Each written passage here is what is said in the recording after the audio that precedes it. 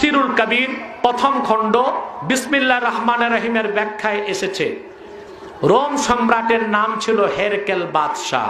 সে ছিল রোম বাদশাহ, রোমের বাদশাহ। তার মাথা ব্যথা। এখন রোমের বাদশাহ, তার তো কবিরাজ আর ডাক্তারের অভাব নেই, আছে? কথা বলে না। মাথা ব্যথা যায় না, তখন সে লোক পাঠাইছে হযরত ওমর রাদিয়াল্লাহু তাআলা আনহুর কাছে। সুবহানাল্লাহ কইবেন না? হযরত ওমর রাদিয়াল্লাহু তাআলা আনহু একটা টুপি পাঠিয়ে দিলেন। হাদিসে আসছে ফাবাসা লাহু ওমর রাদিয়াল্লাহু তাআলা আনহু কালানসুয়াতান।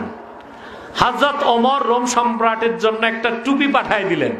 এই টুপি লাগাইলে তার মাথা ব্যথা চলে যেত, টুপি খুলে মাথা ব্যথা হতো। বাদশার জাগছে কৌতূহল যে আমার মাথা ব্যথা থাক আর না থাক, টুপির ভিতর কি আছে দেখবো। টুপি খুলে দেখে ভিতরে লিখে দিয়েছেন হযরত ওমর বিসমিল্লাহির রহমানির রহিম। তাহলে তাবিজ হিসেবে শেফার জন্য কোরআন থেকে কিছু লিখে দেওয়া জায়েজ না না জায়েজ? শিরক না জায়েজ? শুধু জায়েজ না সুন্নতে সাহাবা। বেটা মৌলবী কিতাব পড়া নাই, ফতুয়া মারো পাতালে। হযরত ওমরের কাজ আমাদের জন্য সুন্নাত।